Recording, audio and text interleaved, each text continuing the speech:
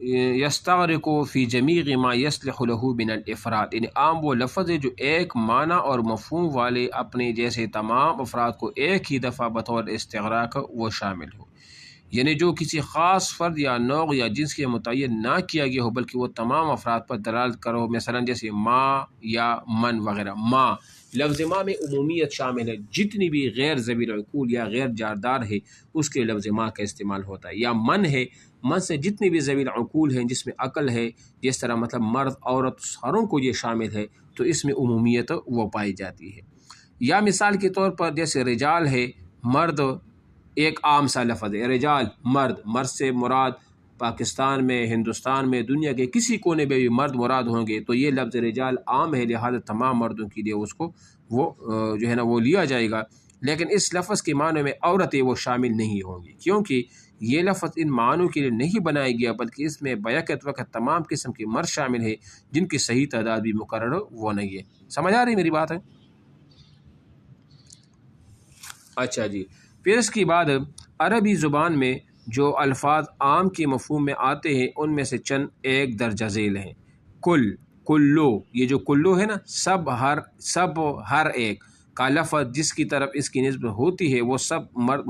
سب مراد ہوتے ہیں، جیسے اللہ کا ارشاد ہے کل نفس ذائقۃ، ہر زندہ سر نے، یعنی ہر زندہ نے موت کا مزہ چکھنا ہے۔ اب اس میں ہر زندہ میں جانور، پرندے، انسان، جنات سارے آ جاتے ہیں، لہذا کلو یہاں اس میں عمومیت ہے، یہ لفظ عام ہے، ٹھیک ہے نا۔ اس جگہ کلو، ہر، سب، ایک کے لفظ سے تمام انسان مراد ہے، یہ عام کی مثال ہے۔ ہر وہ لفظ جس پر لام تعریف یا الف لام داخل ہو وہ استغراق کے معنوں میں ہو، لام عہد یا لام جنس کے معنوں میں نہ ہو تو وہ عام کے معنوں میں ہوتا ہے اور اس میں عموم پایا جاتا ہے، جسے اللہ تعالیٰ کا فرمائے السارق والسارقۃ فاقطعوا ایدیہما جزاء بما کسبا نکالا من اللہ واللہ عزیز حکیم۔ جیسے السارق، ہر چور کرنے والا مرد، والسارقۃ، ہر چوری کرنے والی عورت، جتنی بھی ہے، کوئی تعداد معین اس کی نہیں ہے، جو بھی ہوگا سارق اور سارق ان سب کو شامل ہے، اس میں کوئی خصوصیت کے ساتھ کوئی خاص افراد نہیں ہے، بلکہ جو بھی چور ہوگا، مرد ہوگا یا جو چوری کرنے والی عورت ہوگی، سارے کے سارے جیسے وہ مراد ہوں گے۔ سمجھ آ رہی میری بات؟ تو یہ عام کی جو ہے نا وہ تعریف وہ ہو گئی ہے۔ اچھا جی، اب اس طرح صفحہ نمبر 192 پہ آ جائے،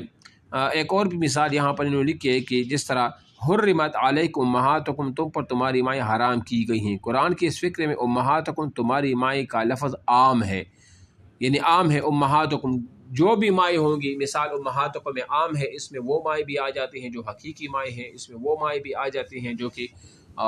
یعنی کیا کہ سوتیلی ماں جس کو کہا جاتا ہے نا، وہ بھی اس میں وہ آ جاتی ہے، ٹھیک ہے نا، تو اس میں بھی عمومیت وہ شامل ہے۔ اب نیچے آپ دیکھیں نا، اس کی عام کی جو تخصیص ہے نا، عام کی پھر دو قسمیں ہوتی ہیں۔ ایک وہ ہوتا ہے جو عام کی تخصیص کی جاتی ہے کہ عام میں کسی کو معنی کو جب ہم خاص کر لیتے ہیں نا تو اس کی کچھ طریقے ہوتے ہیں، وہ آپ کو وہ ابھی وہ بتا رہے ہیں۔ تو یہ کہتے ہیں صفحہ نمبر 193 پر دیکھیں، اگرچہ عام اپنے مفہوم کے تمام افراد کو شامل ہے اور اس سے متعلق حکم تمام افراد کے لیے وہ ثابت ہوتا ہے، لیکن کبھی ایسا ہوتا ہے کہ کوئی دلیل آ کر یہ ظاہر کرتی ہے کہ اس عام سے متکلم کی مراد عموم نہیں ہے بلکہ کچھ مخصوص افراد مراد ہے، اس عام کی تخصیص وہ کہتے ہیں۔ یعنی عام میں جب کوئی تخصیص ہوتی ہے نا، یعنی کچھ افراد کو خاص کیا جاتا ہے تو پھر عام نہیں رہتا۔ اور اس کی مثال یہ ہے، مثال پہلی مثال یہ کہ اللہ تعالیٰ فرماتے ہیں فمن شہد منکم الشہر فلیصمہ، پر جو کوئی تم میں سے رمضان میں موجود ہو اسے چاہیے کہ اس کے روزے وہ رکھے۔ تو اس قرآنی آیات میں من جو کوئی کا لفظ عام ہے اور اس میں سے ہر وہ شخص شامل ہے جو رمضان کے مہینے میں موجود ہو، تو اس کے لیے یہ حکم ہے کہ وہ اس کے روزے وہ رکھے، لیکن بعد کی کلام سے اس عام کی تخصیص ہو جاتی ہے، اس عام حکم میں شامل وہ نہیں ہو، چنانچہ اس کے بعد ارشاد تعالیٰ یہ ہے وَمَنْ كَانَ مَرِيضًا أَوْ عَلَىٰ سَفَرٍ فَعِدَّةٌ مِّنْ أَيَّامٍ أُخَرَ، جو مریض ہوگا یا جو سفر میں ہوگا تو بے شک وہ اگرچہ رمضان کے روزے میں حاضر ہے لیکن وہ روزے نہ رکھے، وہ کسی اور دنوں میں اس کی قضا وہ کر لے۔ بات سمجھ آ رہی ہے آپ کو یا نہیں؟ اچھا، نمبر 2 پہ آپ دیکھیں عام کی تخصیص کی دوسری مثال، اللہ فرماتا ہے وَالْمُطَلَّقَاتُ يَتَرَبَّصْنَ بِأَنفُسِهِنَّ ثَلَاثَةَ قُرُوءٍ، اور طلاق یافتہ عورتیں اپنے آپ کو 3 حیض تک روکے رکھ کے، یعنی ان کی عدت جو ہوگی وہ 3 حیض ہوں گی۔ تو اس آیات میں والمطلقات کا لفظ عام ہے، طلاق یافتہ عورتیں، اس میں ہر مطلقہ وہ شامل ہے، خواہ اس کی خاوند نے اس کے ساتھ صحبت کی ہو یا نہ کی ہو۔ اس آیت کے حکم کے مطابق ہر طلاق یافتہ عورت کے لیے ضروری ہے کہ وہ عدت گزارے، لیکن اس عام حکم کی تخصیص اللہ تعالیٰ کے تنزیل ارشاد سے ہو جاتی ہے، جس میں یہ فرمایا گیا ہے، لیکن اس میں تخصیص بھی ہے۔ اس میں تو یہ ہے کہ جس کے ساتھ صحبت ہو گئی ہو یا نہ ہو گئی، ان کی 3 حیض وہ کیا ہے، وہ عدت ہے، لیکن اللہ نے تخصیص کی، وہ کس طرح؟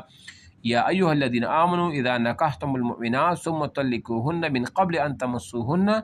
فما لکم علیہن من عدۃ تعتدونها، یعنی اے ایمان والو، جب تم مسلمان عورتوں سے نکاح کرو مگر انہیں ہاتھ لگانے سے پہلے طلاق دے دو تو ان پر کوئی عدت لازم نہیں ہے جس کا تمہیں لحاظ رکھنا ہو۔ مثال، اب وہاں عدت نہیں گزاری جائے گی، جب عدت نہیں گزاری جائے گی تو یہ ان عورت یہ بھی طلاق شدہ ہے، لیکن اس میں خصوصیت کے ساتھ اب یہ جو ہے نا وہ عدت نہیں گزاری گی، لہٰذا یہ خاص ہو گئی اس عام میں سے۔ تو اس سے معلوم ہوا کہ پہلا عام حکم جس میں ہر طلاق یافتہ عورت کی عدت گزارنا ضروری تھا، وہ ہر قسم کی مطلقہ عورت کے لیے ضروری نہیں، بلکہ صرف ایسی طلاق یافتہ عورت کے لیے ضروری ہے جس کا شوہر اس سے صحبت کر چکا ہو۔ ایسی طلاق یافتہ عورت ہو جس سے اس کے خاوند نے صحبت نہ کی ہو، وہ اس عام حکم میں شامل ہو، وہ نہیں ہوگا۔ یہ تو مثال ہو گئی۔ مثال نمبر 3، عام کی مثال نمبر 3، تیسری مثال اللہ کا یہ فرمان ہے، حرمت علیکم المیتہ، تم پر